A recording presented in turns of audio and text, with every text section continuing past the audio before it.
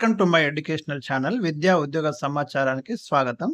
ఇవాళ ఒక important update మీకు ఈ వీడియోలో నేను తెలియజేస్తున్నాను. ఛానల్‌ని సబ్స్క్రైబ్ చేయండి. వీడియోను లైక్ చేయండి.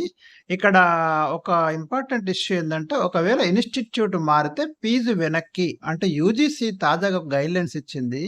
ఏదైనా ఒక విద్యా సంస్థలో ప్రవేశం పొందినటువంటి ఒక విద్యార్థి ఏవైనా కారణాలతో మరో ఇన్‌స్టిట్యూట్‌కి మారాల్సి వచ్చినప్పుడు అతడు కట్టినటువంటి ఫీజు మొత్తాన్ని రీఫండ్ ఇవ్వాల్సిందిగా యూనివర్సిటీ గ్రాంట్స్ కమిషన్ ఉన్నత విద్యా సంస్థలకు ఆదేశాలు జారీ చేసింది.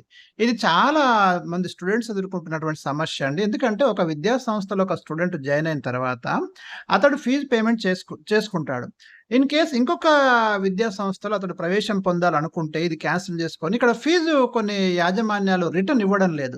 సో ఇది యూనివర్సిటీ దృష్టికి వెళ్ళింది. యూనివర్సిటీ అయితే మరి స్పష్టమైన గైడ్‌లైన్స్ ఇచ్చింది. కట్టిన ఫీజు తిరిగి ఇవ్వని విధానం నాన్ రీఫండ్ అయితే ఉందో ద్వారా నష్టపోయిన అనేక మంది విద్యార్థుల ద్వారా యూజీసీకి ఫిర్యాదులు పోయినాయి. ఎందుకంటే మేము ఫీజు పేమెంట్ చేశాము.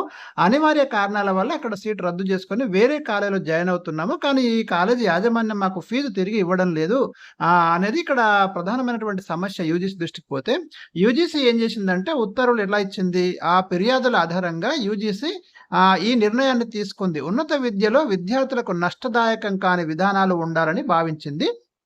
దీనికి సంబంధించి విద్యా సంస్థలు పాటించాల్సిన విధి విధానాలపై ఇప్పటికే నోటీసులు వెళ్ళాయి.